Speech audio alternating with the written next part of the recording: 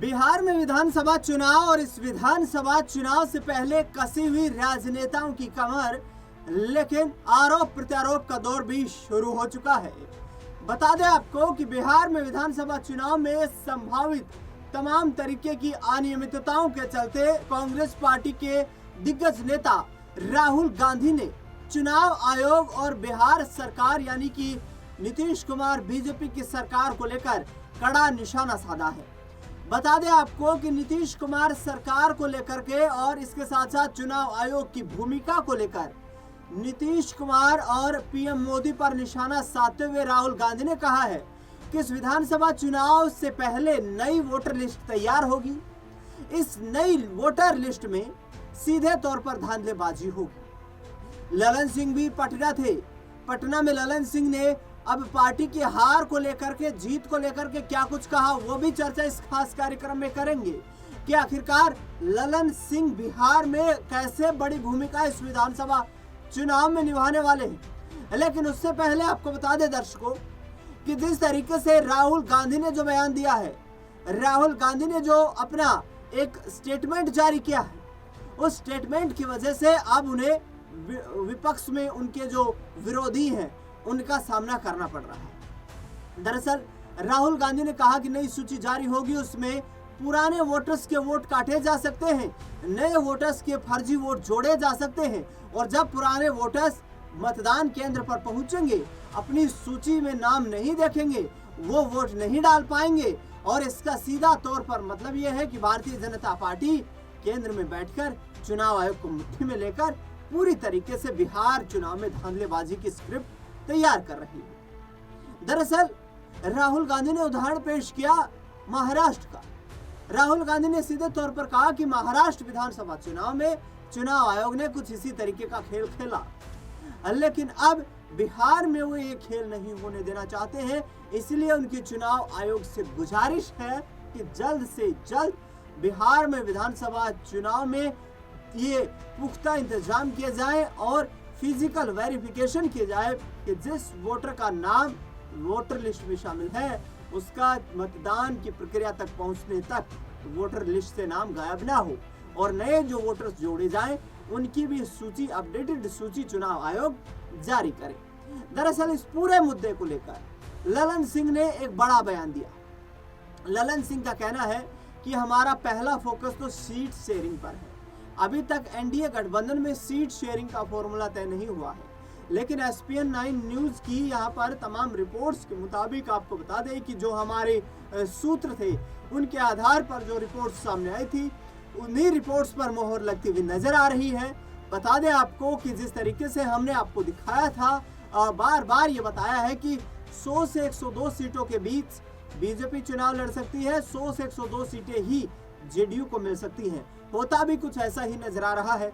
संभावित seat sharing जो NDA के सामने आई है वो भी कुछ इसी तरीके से है कि 100 से 102 सीटें जेडीयू को दे दी जाए, 102 से 103 सीटों पर बीजेपी चुनाव लड़ ले, जिससे कि दोनों पार्टियों के बीच बराबरी का जो हक है, जो अधिकार है, उसकी लड़ाई न देखने को मिले और संगठनों में किसी तरीके की गुटबाजी पनपने के लिए कोई गुंजाइश ही ना बचे। ललन सिंह ने कहा कि सीट शेयरिंग होने के बाद हम ये तय करेंगे कि कैसे हमें बिहार में विधानसभा का चुनाव लड़ना है। हम 20 सालों से बिहार में काम कर रहे हैं। ललन सिंह ने कहा कि नीतीश कुमार की कार्यशैली से बिहार की जनता पूर्णतः खुश नजर आ रही है। बता दें आपको कि सीधे तौर पर निशाना साधते हुए यहाँ ललन सिंह ने राहुल गांधी पर कहा कि राहुल गांधी ने इस चुनाव में फिर से महागठबंधन की हार को सुनिश्चित कर दिया। राहुल गांधी की तरफ से ये जो बयान सामने आया है ये दर्शाता है कि इंडिया गठबंधन के सहयोगियों में कॉन्फिडेंस नहीं है कि वो बिहार का विधानसभा चुनाव लड़े। और ऐसे में ललन सिंह ने यह भी कहा कि जब इंडिया गठबंधन के उनके घटक दलों में ये कॉन्फिडेंस ही नहीं है कि वो बिहार का विधानसभा चुनाव जीत सकते हैं, तो इससे पहले ही वो हार मान ले और ऐलान कर दे कि हम चुनाव लड़ने की परिस्थिति में नहीं है, चुनाव लड़ने की पोजीशन में नहीं है। यहीं से बात खत्म हो जाएगी और प्रदेश में फिर से एनडीए की सरकार चलती रहेगी। ये तमाम बातें ललन सिंह के द्वारा कही गई हैं।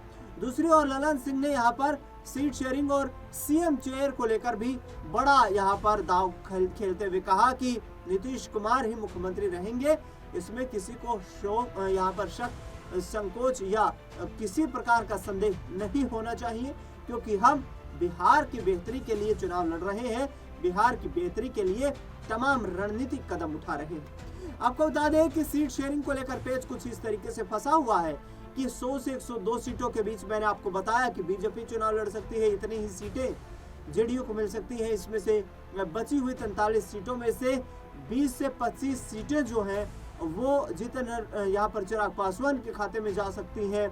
8 से 10 सीटों पर जीतन राम मांझी की पार्टी चुनाव लड़ सकती है और 7 से 8 सीटें उपेंद्र कुशवाहा की पार्टी को मिल सकती है। कुछ इस तरीके से 243 सीटों का समीकरण एनडीए गठबंधन बनाने की कोशिश कर रहा है और उनकी तरफ से सीधे तौर पर यह ऐलान किया जा रहा है कि हमें एनडीए की सरकार बनानी है, चाहे किसी भी सूरत में क्यों ना बनानी पड़े। चिराग पासवान ने बड़ा बयान देते हुए कहा कि हम सीट शेयरिंग को लेकर कुछ ज्यादा चिंतित नहीं है, लेकिन पार्टी चुनाव अवश्य लड़ेगी, बिहार में हमारी पार्टी अवश्य चुनाव लड़ेगी। चिराग पासवान ये भी दाव कर रहे हैं कि पार्टी के कार्यकर्ताओं, पदाधिकारियों और लोगों की मांग को देखते हुए यदि उन्हें चुनाव लड़ने की जरूरत पड़ी तो वो भी बिहार का विधानसभा चुनाव लड़ना चाहते हैं, क्योंकि वो तो अपनी मातृभूमि की ही के लिए काम करना चाहते हैं। लेकिन फिलहाल बता दें आपको कि चिराग पासवान जो है वो केंद्र में खाद्य प्रसंस्करण मंत्रालय का जिम्मा संभाल रहे हैं। दूसरी ओर आपको बता दें कि जीतन राम मांझी की पार्टी सीधे तौर पर दावे कर रही है कि हम 243 सीटों पर चुनाव लड़ने के लिए तैयार हैं।